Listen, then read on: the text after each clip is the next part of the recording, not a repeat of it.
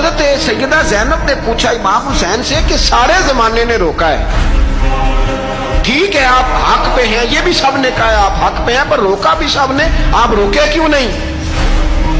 تو ابن کثیر اور ابن اسیر لکھتے ہیں کہ امام حسین رو پڑے، کہنے لگے بہن میں رک جاتا، پر میں نے رات کو نانا مصطفیٰ کو خواب میں دیکھا۔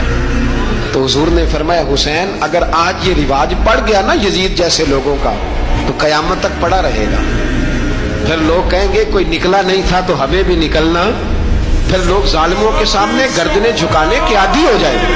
میں کہتا رہتا ہوں، کہہ رہا ہوں، کربلا کی جنگ کفر اسلام کی جنگ نہیں، کفر اسلام کی جنگ نہیں کربلا کی، کیونکہ یزید تو بڑا پکا نمازی تھا، خطبہ دیتا تھا وہ تو۔ جب امام حسین رضی اللہ تعالیٰ عنہ نے کربلا کے میدان میں جمعے کا دن تھا تو یزید کے سامنے کو بات کرنی شروع کی، عمر بن سعد کے سامنے، تو عمر بن سعد کہنے لگا حسین زیادہ باتیں نہ کر، ہمارا جمعہ لیٹ ہو رہا ہے، جنگ کے لیے تیار ہو، فٹافٹ آ، اہل بیت نبوت کو قتل کریں گے اور قتل کے بعد پھر نماز پڑھیں گے اور پھر کہیں گے اللہم صلی علی محمد وعلی آل محمد، اسی نماز میں پھر درود بھی پڑھیں گے۔ یہ کیسا مرتبہ ہے، کیسا انداز ہے، دوستی قاتل سے بھی مقتول سے یارانہ۔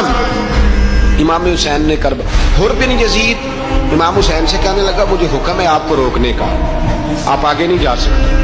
امام صاحب نے فرمایا وجہ زمین اللہ کی ہے، اس نے کہا آپ بیعت نہیں کر رہے، یزید کی حالات آپ کے حق میں درست نہیں ہیں، آپ نہیں جائیں گے۔ امام روک گئے۔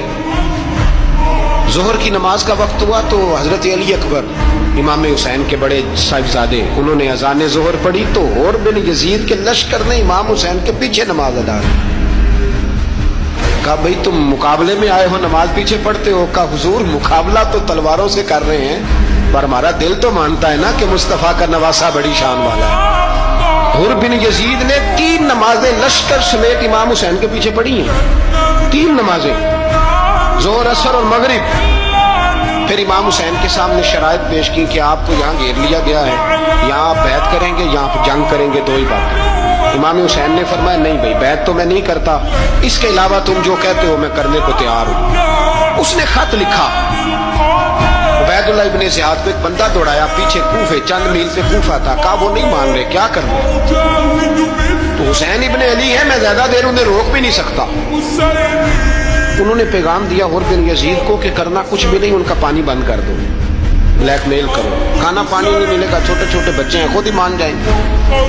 حضرت امام علی مقام کے بارے میں حر کے بعد جب یہ پیغام آیا تو حر کہنے لگا میری طبیعت نہیں مانتی حسین پر پانی بند کروں، دل نہیں مانتا۔ جب یہ لفظ کہے نا دوبارہ تو پھر عبید اللہ ابن زیاد نے عمر بن سعد کو 10,000 آدمی دے کے بھیجا، کہا حر بن یزید لچک دکھا رہا ہے حسین کے حق میں۔ ایک رے کا علاقہ تھا، بڑی وہاں فصل ہوتی تھی، لوگ کوشش کرتے تھے وہاں کا گورنر بننے کی، کوشش کرتے تھے۔ تو عبید اللہ ابن زیاد کہنے لگا تمہیں رے کی گورنری ملے گی، سب سے سرسبز و شاداب علاقہ، تمہیں وہاں کا گورنر بنایا جائے گا اگر حسین کے خلاف لڑو گے۔